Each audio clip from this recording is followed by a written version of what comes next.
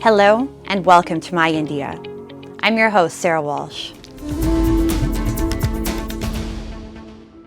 In a landmark move to strengthen bilateral ties, India and the United Kingdom have reaffirmed their commitment to a forward-looking partnership encompassing trade, technology, education, defense, and cultural collaboration. On his first official visit to India, the UK Prime Minister, accompanied by a high-powered delegation, met with Prime Minister Narendra Modi, signaling a new chapter in the enduring relationship between the two democracies.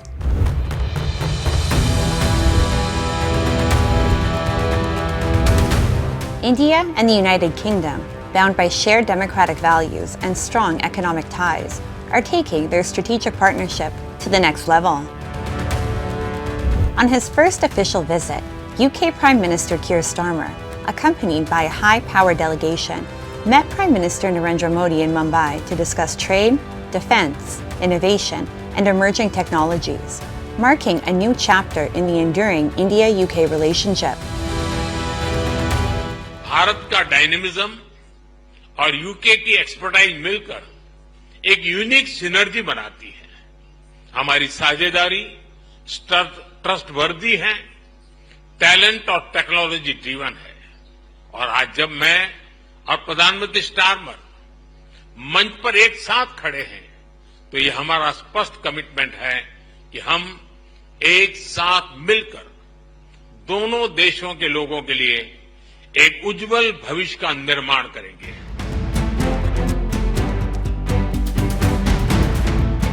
UK Prime Minister Keir Starmer reaffirmed his strong support for India's bid for a permanent seat on the United Nations Security Council, highlighting India's expanding role on the global stage.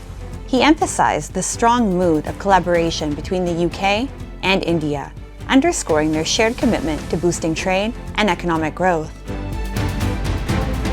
In Mumbai, Prime Minister Starmer toured the iconic Yash Raj Film Studio and announced that 3 new Bollywood films will be produced in Britain starting early 2026, highlighting the growing creative partnership between the two nations. Well, we have got the single biggest delegation trade mission ever to come to India. It's not just businesses, we've got universities, we've got cultural institutions, we've just done a fantastic deal on film, and here this is a Premier League initiative, the UK and India working together. So this really shows the strength of the relationship. Beyond economic partnerships, the cultural bond between India and the UK continues to thrive, with sports serving as a bridge of friendship and mutual respect. At a recent sporting event, British athletes lauded the enduring sportsmanship and long-standing sporting ties between the two nations, highlighting how sports diplomacy strengthens bilateral relations and brings people closer across borders. With India over the years, we have a long history of friendship together. From my point of view, a long history of sportsmanship with each other, whether that be in cricket or any other sport. So it's great to be here to celebrate some of these events, and and especially to see the young children having a fun time today. On the sidelines of the India-UK summit in Mumbai, both Prime Ministers welcomed the CEO Forum and urged the swift ratification of the India-UK Comprehensive Economic and Trade Agreement, with discussions on trade, investment, clean energy, infrastructure, and aerospace, and initiatives like the UK-India Infrastructure Financing Bridge. The leaders highlighted opportunities for deeper economic and aviation cooperation, reinforcing the two nations' shared vision for growth and innovation.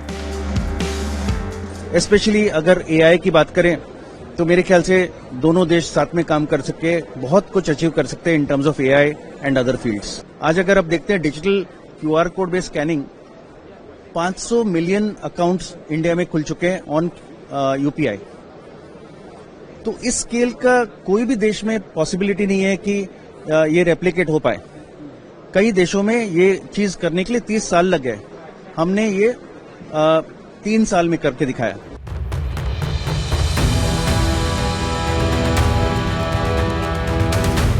As India and the United Kingdom forge a deeper, more dynamic partnership, their collaboration across trade, technology, culture, and innovation promises a bright future. Rooted in shared values and mutual respect, this renewed alliance is set to drive growth for both nations while making a positive impact on the global stage.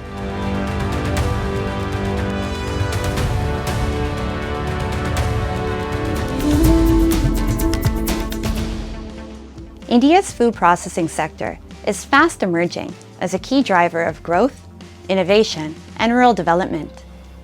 The launch of the National Makhana Board in Bihar highlights the center's focus on promoting niche crops, boosting farmer incomes, and strengthening value chains. With modern technology and skill development for rural youth, India is building a globally competitive and inclusive food economy for the future.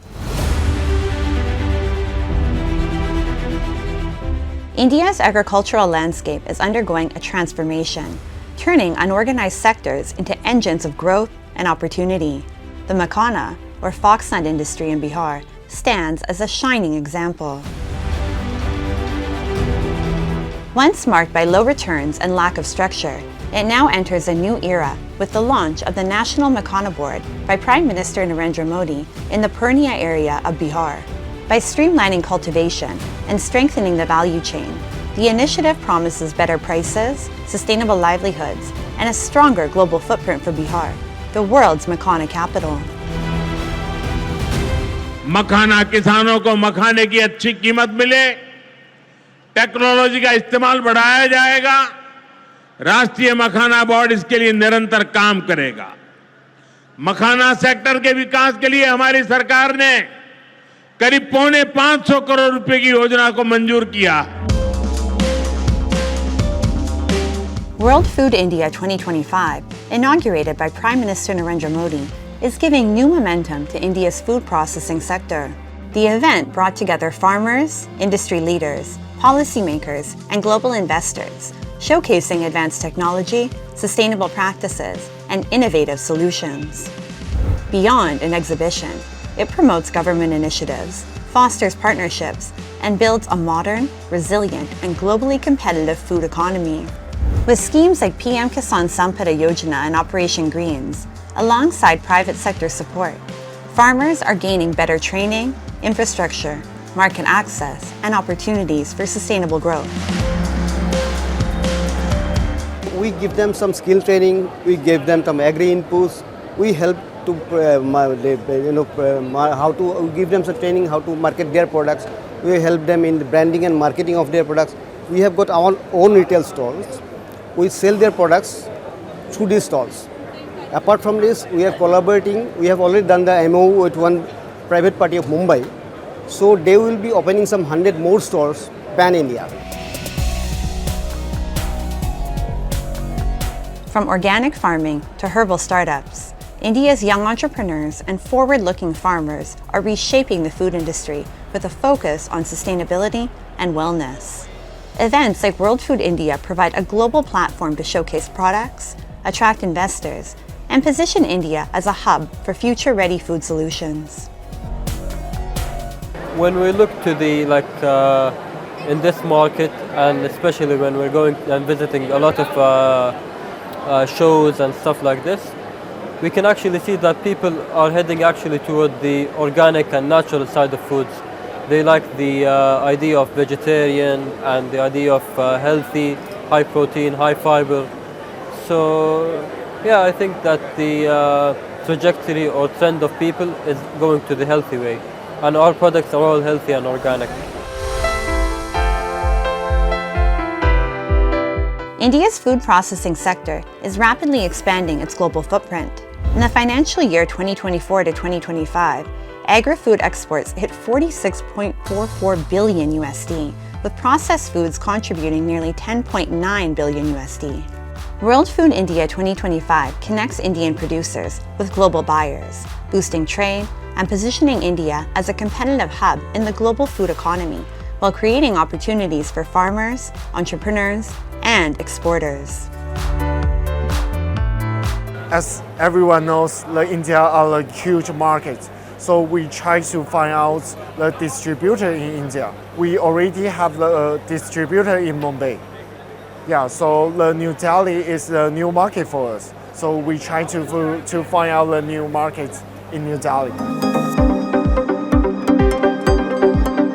India's food processing sector is rapidly growing, driven by government support for modern infrastructure, value addition, and farmer empowerment. World Food India 2025 provides a global platform to showcase innovations, attract investment, and connect stakeholders. With organized supply chains, private collaboration, and youth-led entrepreneurship, the industry is set to create jobs, boost exports, and position India as a global leader in sustainable food processing.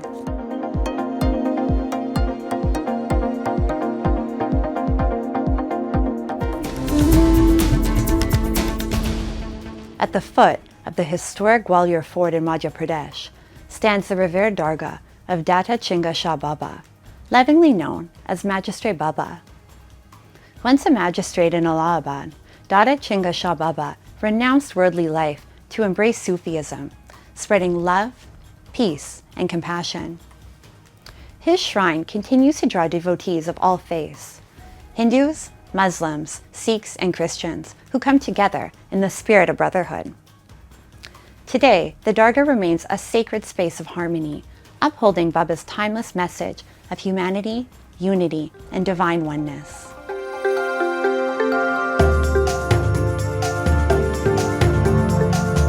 The Dargah of Dada Chinga Baba in India's Madhya Pradesh state holds a great reverence for both Hindus and Muslims. This 100 years old Dargah, more than being a steward of Sufism, is an epitome of brotherhood and communal harmony. People, irrespective of their personal practices, cutting across religions, visit the saint's grave to pay their tributes and seek blessings. हम बहुत पहले से आ रहे हैं यहाँ पर सभी मुरादें पूरी होती हैं और यहाँ पर मुरादें पूरी होने से दाल रोटी बांटी जाती है। दाल रोटी खाने आते हैं सब जनी और सबकी मुरादें पूरी होती हैं।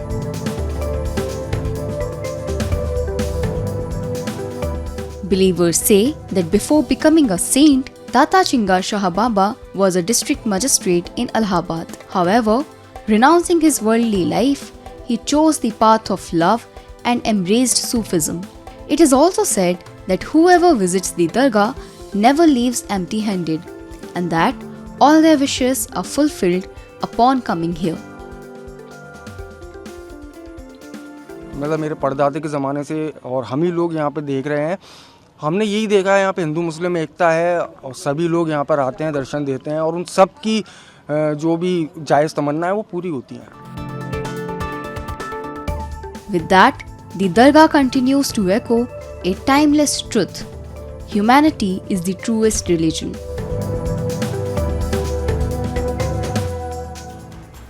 Now, let's delve into World in Focus, featuring the latest global developments and events shaping our world.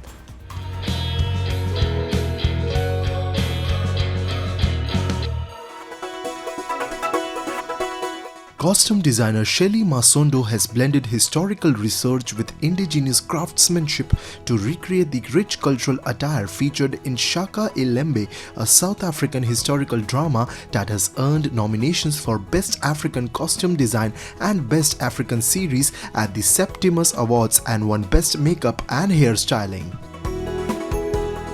It also talks to other costume designers in South Africa to start with, and the rest of Africa, to know that we are capable. We are almost on the same level with the international designers.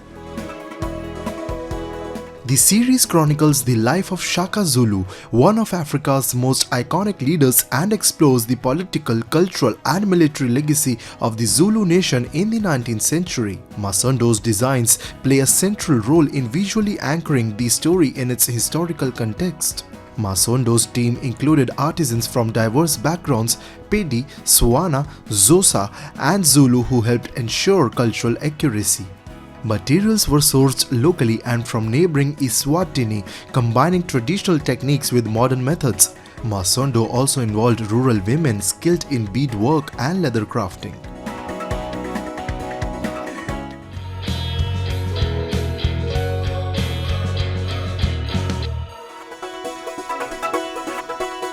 Grand Central Terminal's 150 digital screens have been transformed into an art installation paying tribute to New York and its people, created by photographer and storyteller Brandon Stanton, best known for Humans of New York. The 2-week exhibition replaces every digital screen in the landmark terminal and its subway concourse with portraits and stories of everyday residents alongside large-scale projections, a live piano performance by Juilliard School students and alumni, and designed by Hamilton creative director and set designer David Correns.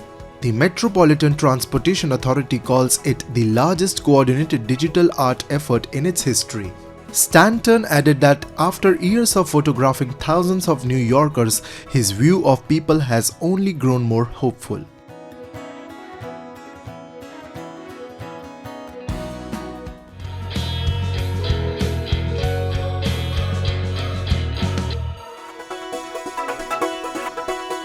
Thousands gathered to follow the river pilgrimage that's part of the Brazilian Amazon festivities to honor their patron saint, Our Lady of Nazaré, days ahead of the UN COP30 summit. The Romaria Fluvial is one of the Cirio de Nazar processions in the lead-up to the massive parade in the capital of the state of Para, Belém. Also known as the River Cirio, the boat procession transports the image of the patron saint through the waters of Guajara Bay under the watch of hundreds of devotees. During the journey, the faithful attend masses to pray for the Virgin. Today, it's considered one of the largest Catholic celebrations according to the Cirio website, with 14 processions throughout the month and around 2 million attendees each year.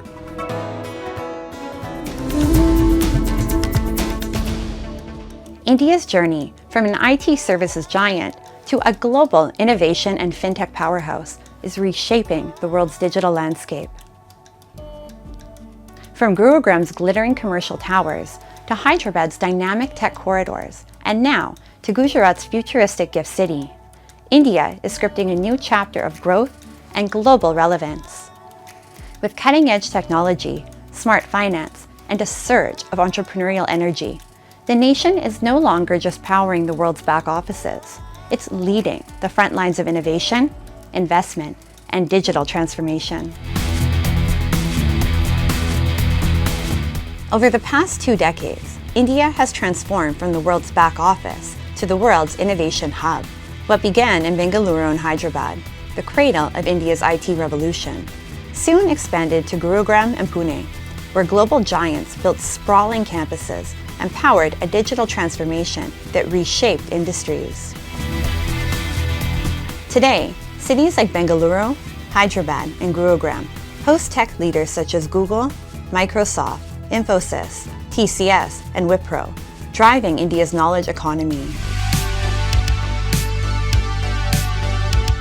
The nation's next leap, however, lies at the intersection of technology and finance, and that's where Gujarat's gift city takes center stage. Located between Ahmedabad and Gandhinagar, Gift City, Gujarat International Finance Tech City, is India's first international financial services center, a vision conceived by Prime Minister Narendra Modi during his tenure as Chief Minister of Gujarat. With world-class infrastructure, fintech-ready ecosystems, and global investors setting up base, Gift City stands as a symbol of India's financial modernity and global ambition. Gift city का concept जो है हमारे माननीय प्रधानमंत्री जी श्री नरेंद्र मोदी जब यहाँ पे मुख्यमंत्री थे करीबन 2007-8 में ये कॉन्सेप्चुलाइज हुआ।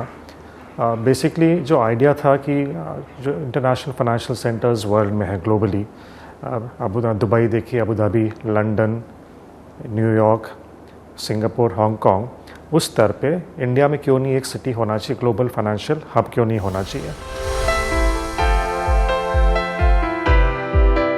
Companies like Infobeam Avenues and global players such as Bank of America, KPMG are expanding operations in Gift City, benefiting from its regulatory flexibility and cutting-edge digital infrastructure. 2016-17 में हम लोग गिफ्ट सिटी में as a anchor tenant आए थे और मोदी साहब का जो विज़न है उसके साथ ताल मिलाते जितनी भी अपॉर्चुनिटीज़ आती रही और जितनी भी रियायत गवर्नमेंट देती रही वो सबके साथ के साथ हम गिफ्ट सिटी के साथ ही हमारी कंपनी भी साथ साथ आगे बढ़ती रही। The education sector, too, is joining this transformation. Deakin University from Australia has become the first foreign university to establish a campus in India, right inside Gift City, bringing global education opportunities closer to home. After the announcement, which happened in 2023, all the balls started to roll in terms of Gujarat government, the Union government, the Australian government, all trying to help us in aligning this first campus in Gift City. It was ઘણું મારા માટે નવો experience નવી method હતી two imagine કે ગાંધીનગરમાં જ એક ફોરેન યુનિવર્સિટી આવશે. તો જ્યારે વાઇબ્રન્ટ ગુજરાત વખતે મને ખબર પડી કે અહીંયા છે, આઈ અપ્લાઇડ, એમનો કોર્સ મેં જોયો. From the IT hubs of Bengaluru and Hyderabad to the global financial vision of Gift City, India's digital and economic transformation is setting new benchmarks for the world. With innovation, technology, and education converging in one ecosystem, the nation is not just shaping its own future, it's redefining global possibilities.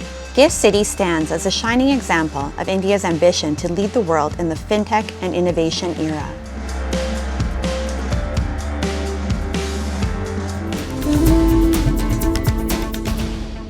From sleek, luxurious sedans to rugged, adventurous SUVs, cars have long captured the imagination of enthusiasts worldwide.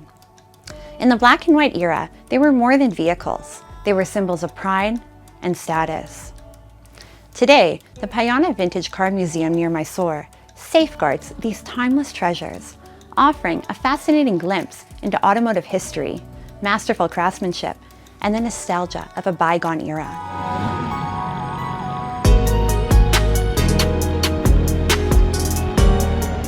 In India, vintage cars are celebrated at rallies, but near Mysore, the Payana Vintage Car Museum preserves these timeless treasures. A paradise for enthusiasts, it showcases classic cars that blend elegance, innovation, and artistry. Machines from an era when style met performance, each telling a story and reviving memories of a bygone automotive golden age. This is a must-visit place for all people who love cars, who love vintage cars, who love bikes. So there are a lot of vintage cars and bikes you get to see here. So here there are cars from 1900s. All the models of car are over here, and there are many great people who have traveled in these cars. Their information is also mentioned here, and you can see all the details about each car, like what is their horsepower, what is their mileage, everything you can get to know here.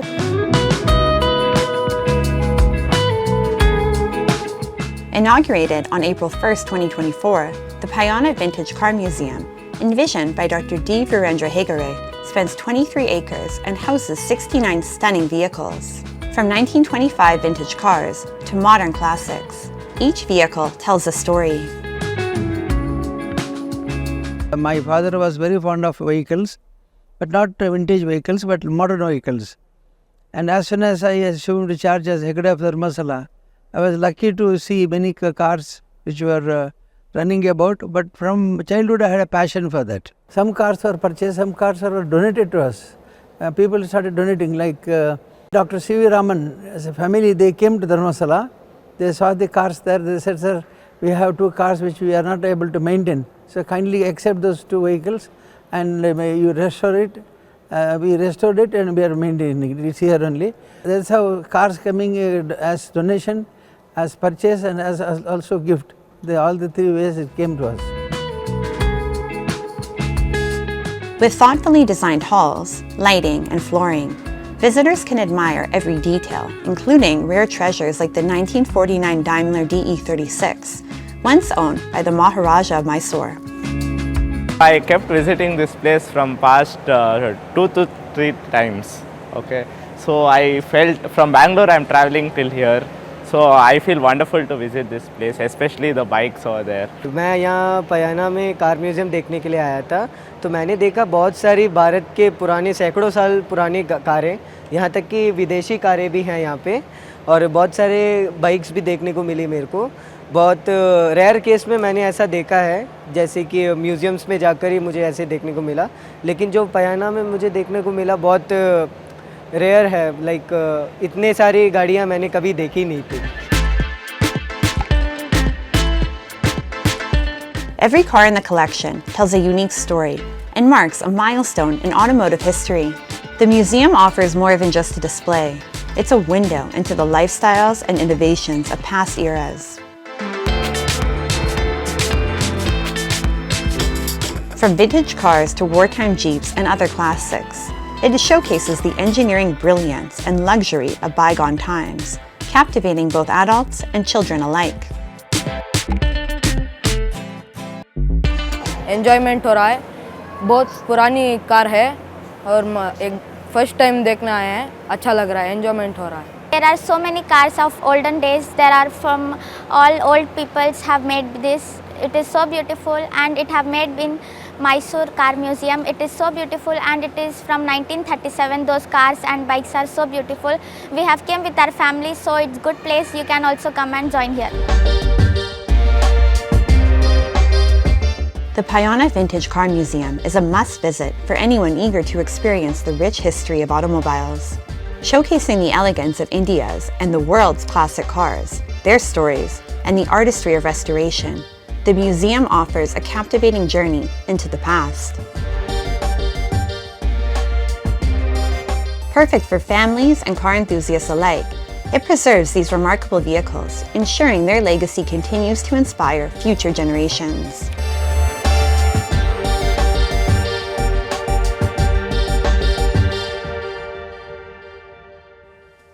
From symbols of pride to icons of heritage, the Payana Vintage Car Museum near Mysore keeps the legacy of classic automobiles alive, celebrating the artistry, elegance, and enduring charm of a golden motoring era. And with that, we wrap up today's episode of My India. I'm your host, Sarah Walsh, and we'll see you next week at the same time. Goodbye and take care.